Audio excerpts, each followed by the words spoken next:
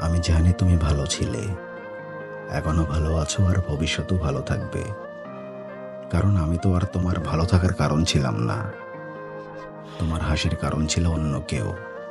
তোমার সুখের গল্পে আমার চরিত্র কখনোই ছিল না।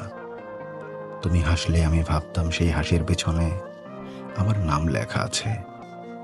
কিন্তু আসলে আমি ছিলাম শুধু এক ভুল বোঝার গল্প, যে গল্পের শেষটা তুমি নিজেই লিখে চলে গেলে।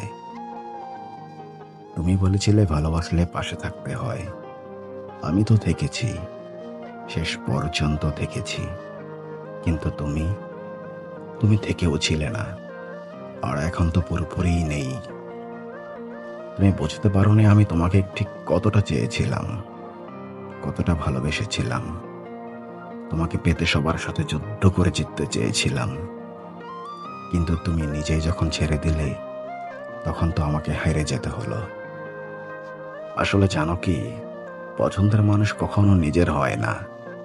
হয়তো হারিয়ে যায়, আর নয়তো অন্য কারো হয়ে যায়।